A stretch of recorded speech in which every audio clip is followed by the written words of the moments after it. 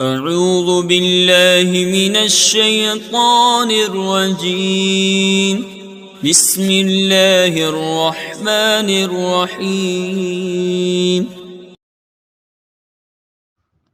الحمد لله رب العالمين والصلاة والسلام على سيد الأنبياء والمرسلين أما بعد أعوذ بالله من الشيطان الرجيم بسم الله الرحمن الرحيم الصلاة والسلام عليك يا رسول الله وعلى آلك وأصحابك يا حبيب الله الصلاة والسلام عليك يا نبي الله وعلى آلك وأصحابك يا نور الله درس نظامی چینل کے ناظرین السلام علیکم ورحمۃ اللہ وبرکاتہ۔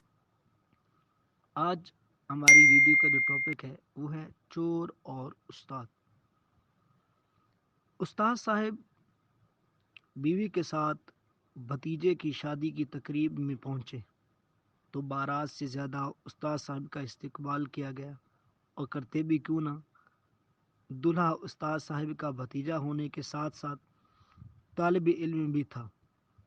سبھی کہتے تھے خدا نے آپ کی شخصیت میں عجیب کشش رکھی ہے، جو بھی طالب علم آپ سے پڑھ لیتا ہے وہ ہمیشہ آپ جیسا بننے کی کوشش اور خواہش کرتا ہے، اور یہ سچ بھی تھا۔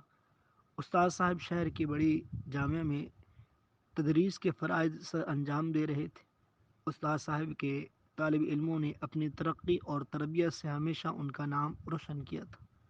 استاد صاحب کو بھی بہت ناز تھا کہ قیامت والے دن جب اعمال کی پوچھ گچھ ہوگی تو میں کہہ دوں گا کہ میرے اعمال صالح میرے طالب علم ہیں، جن کی میں نے تربیت کی اور معاشرے میں بھلائی پھیلانے کا سبب بنا۔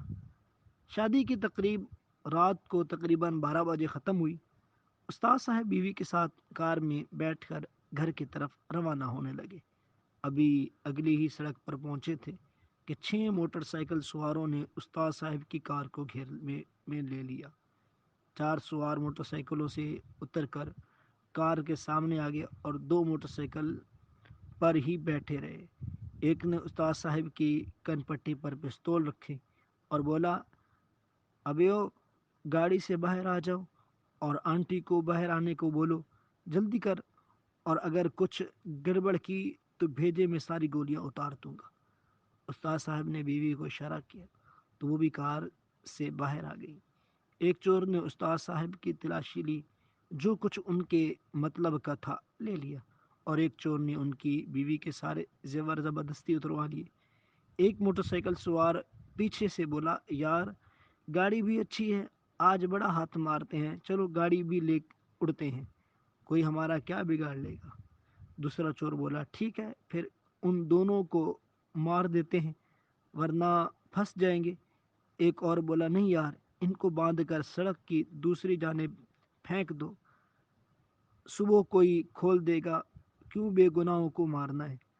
استاد صاحب بولے، بیٹا جو کچھ چاہیے لے لو، لیکن ہمیں کچھ نہ کرنا، میرے گھر میں چھوٹے بچے ہیں اور ہمارے سوا ان کا کوئی نہیں ہے، خدا کا واسطہ ہم پر رحم کرو۔ ایک موٹر سائیکل سوار موٹر سائیکل سے اترا اور بولا، تم لوگ سامان سمیٹو، میں ان کو باندھتا ہوں۔ جیسے ہی وہ استاد صاحب کے سامنے پہنچا تو بولا، او یار یہ تو میرے استاد ہیں، چھوڑ دو ان کو، سب کچھ پھینک دو، چلو یہاں سے بھاگو۔ جو ہی سب نے اپنے ساتھی کی بات سنی، انہوں نے سب کچھ وہاں پھینکا اور بھاگ کھڑے ہوئے۔ استاد صاحب کی بیوی بولی، شکر ہے آپ کی وجہ سے بچ گئے، ورنہ آج بہت نقصان ہو جانا تھا۔ استاد صاحب وہیں زمین پر گاڑی کے ساتھ ٹیک لگا کر بیٹھ گئے، ان کی آنکھوں میں آنسو تھے۔ ان کی بیوی بولی، کیا ہوا، آپ رو کیوں رہے ہیں، ہمارا کوئی نقصان نہیں ہوا۔ استاد صاحب بولے، میری تو زندگی بھر کی کمائی لٹ گئی، مجھے شرم آتی ہے اپنے آپ کے، میں نے معاشرے میں چور پیدا کیے ہیں۔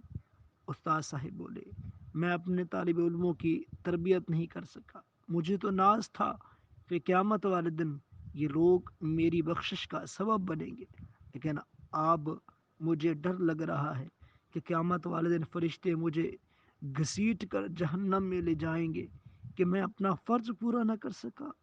استاد صاحب بولے، چور وہ نہیں، چور تو ان کا استاد نکلا جو اپنا فرض پورا نہ کر سکا۔ استاد صاحب کہتے، وہ میرے دل کا سکون لے گئے، وہ مجھ سے میرا مان لے گئے کہ میرے طالب علم غلط کام نہیں کر سکتے۔ استاد صاحب بے بسی سے کار کے ساتھ بیٹھے، بار بار بول رہے تھے، چور وہ نہیں، چور تو میں ہوں، چور وہ نہیں، چور تو میں ہوں۔ پیارے اسلامی بھائیو، آپ بھی استاد ہیں، کیا آپ نے اپنا فرض پورا کیا ہے؟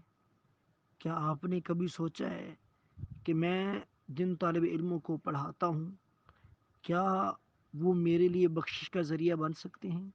کیا میں نے ان کی تربیت پر فوق کوشش کی ہے؟ کیا میں نے ان کی کبھی تربیت کرنے کی کوشش کی ہے؟ تو یہ ہمیں اپنے آپ سے سوال کرنا چاہیے۔ اللہ تبارک و تعالی ہمیں صحیح معنوں کے استاد کے فرائض سر انجام دینے کی توفیق عطا فرمائے۔ آمین بجاہ خاتم النبی صلی اللہ تعالی علیہ وسلم۔